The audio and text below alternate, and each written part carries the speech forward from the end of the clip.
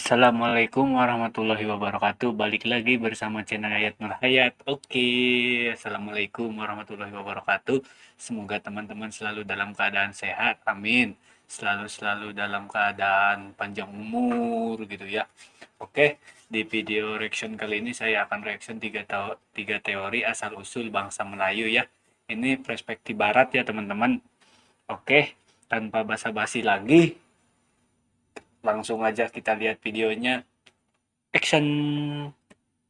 Hari ini I want to share pasal teori asal-usul bangsa Melayu yang dikemukakan oleh sarjana barat. Okay, so the very first one adalah teori keluar dari Yunan. Out of Yunan yang dikemukakan oleh R.H. Galden, seorang ahli penyelidik Austria pada tahun 1889. So basically teori ini meyakini bahawa nenek moyang masyarakat pribumi di seluruh Southeast Asia, Oceania dan Pasifik merupakan bangsa yang berasal dari selatan tanah besar China iaitu Yunan. Teori ini disandarkan kepada penghijrahan beramai-ramai satu rumpun manusia yang mewarisi satu bahasa Austronesia atau Melayu Polinesia dan dalamnya termasuklah orang Melayu. So penghijrahan manusia yang berlaku dalam dua fasa ini bergerak dari Yunan ke arah selatan ke Southeast Asia akibat kepadatan populasi di tempat asal. So fasa pertama terdiri dari penghijrahan nenek moyang masyarakat orang asli atau Melayu Proto yang terdiri dari orang-orang Senoi, Sakai, Negrito, Jakun dan beberapa kelompok lagi kira-kira 2,500 tahun yang lalu. Bukti penemuan adalah seperti alat-alat batu. Fasa kedua terdiri dari penghijrahan nenek moyang orang Melayu yang kini merupakan masyarakat Melayu yang menetap di Malaysia, Indonesia, Singapura, Brunei dan selatan Thailand. Oh iya teman-teman, di Indonesia juga banyak orang Melayu, sekitar ada 5.000-an gitu ya. Saya ngelihat di 5.000% gitu. Berapa persen ya? Saya pernah lihat gitu di channelnya Data Fakta ya. Orang Melayu tuh kalau di Indonesia paling banyak di Sulawesi Barat ya. Di Provinsi Sulawesi Barat, daerah Padang ya teman-teman. Makanya kalau teman-teman dari Malaysia atau dari Brunei gitu kan, dari Singapura yang mau berkunjung ke Indonesia, terus mampir ke daerah Sulawesi Barat, pasti berada kayak seperti di negeri sendiri gitu. Oke, lanjut lagi ya teman-teman. Mereka ini dipercayai telah berhijrah ke Asia Tenggara kira-kira 1,500 tahun yang lalu dan bukti penemuan adalah seperti bahan logam dan gangsa dalam bentuk kapak dan gendang yang mana ciri-cirinya menyamai seperti mana yang terdapat di Yunan.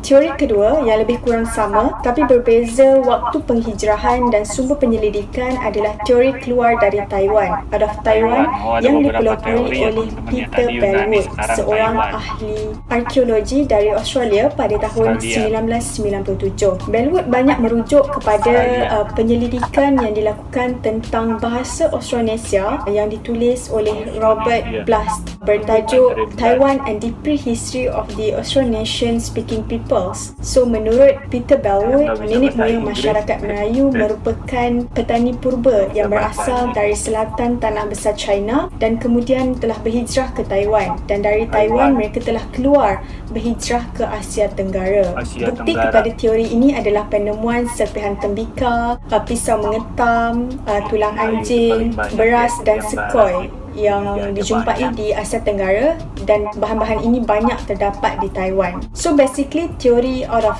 Taiwan dan Yunan ini menganggap yang bangsa Melayu merupakan pendatang di Asia Tenggara, dan ini berbeza dengan teori yang ketiga yang menetapkan Asia Tenggara sebagai tanah asal bangsa Melayu dan orang-orang yang serumpun dengan mereka dan telah menghuni Asia Tenggara lebih dari 10,000 tahun dan pernah mempunyai pusat peradabannya sendiri. Teori ketiga adalah teori keluar dari benua Sunda, out of Sundaland, yang dikemukakan oleh Profesor Stephen Oppenheimer, seorang ahli sains dari Oxford University. Teori ini bukan sahaja menggabungkan penemuan pemahaman arkeologi dan antropologi dari sudut linguistik dan budaya seperti mana teori-teori sebelum ini, tapi ia juga turut menggunakan kaedah analisa DNA. So menurut Oppenheimer pada tahun 1998 melalui buku dia Eden in the East, The Drowned Continent of Southeast Asia, Oppenheimer telah menyatakan bahawa bangsa Melayu merupakan penduduk asal benua Sunda sejak 16,000 tahun yang lalu sehingga berakhirnya zaman air batu. Benua Sunda digambarkan sebagai sebuah tanah besar tropika yang mempunyai saiz 2 kali ganda lebih besar dari benua India dan mempunyai penduduk tempatan sendiri yang kaya dengan budaya. But at the last ice age telah berlaku banjir besar yang menggugat peradaban ini dengan menenggelamkan most of Sundaland. Akibatnya berlaku pemisahan kawasan bentuk muka bumi seperti mana bentuk muka bumi Asia Tenggara yang kita tengok hari ini. And due to the rise in sea level, sebahagian besar penduduk benua Sunda terpaksa berhijrah keluar dan ini termasuklah ke Taiwan dan Indochina di bahagian utara, ke pulau-pulau di Pasifik Selatan sehingga ke Madagaskar. Yang lainnya tetap tinggal di tempat asal yang kini dikenali sebagai Asia Tenggara. Okey, menariknya teori Oppenheimer mengenai asal-usul bangsa Melayu turut dikaitkan dengan sebuah tamadun yang hilang iaitu Atlantis sejak sebelum Masihi. Profesor Santos dari Brazil telah menamakan benua Sunda sebagai The Lost Continent of Atlantis, seperti mana yang digambarkan oleh ahli falsafah Greek Plato dalam Timaeus and Critias. Atlantis pun ada banyak teori, tapi Oppenheimer dan Santos merumuskan yang ciri-ciri Atlantis banyak menyamai benua Sunda ataupun Sundaland. Wallahualam. Udah ya? Oh, oke, udah.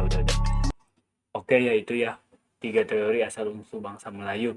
Oke, salam buat bangsa Melayu Malaysia ya. Saya dari Indonesia. Salam satu rumpun, salam satu Asia Tenggara ya. Pokoknya the best deh. Gitu kan? Ya, benar, saya lebih suka sejarah. Jujur saya sangat suka dengan sejarah. Gitu. Makanya kata pepatah Presiden pertama Indonesia dulu Bung Karno kan jas merah, jangan melupakan sejarah, gitu kan. Saya sangat suka sejarah. Saya bukan nggak suka ya, maksudnya saya sangat suka dengan sejarah. Saya suka dengan sejarah Indonesia, saya suka dengan sejarah Malaysia, saya suka dengan sejarah Brunei, pokoknya sejarah-sejarah gitu kan. Saya sangat suka teman-teman. Oke, mohon maaf ya bila ada kata-kata yang kurang sopan, kata-kata yang tidak sesuai gitu menurut pendapat saya ya dalam video reaction tadi. Mohon maaf yang sebesar-besarnya. Buat teman-teman yang mau kasih link gitu buat direction nama saya, bisa komen di kolom komentar ya teman-teman, atau bisa langsung ke Facebook saya ya, Yayat Nur Hayat seperti nama YouTube itu. Oke, cukup sekian untuk video reaction kali ini. Waalaikumsalam warahmatullahi wabarakatuh. Salam hormat Indonesia Malaysia.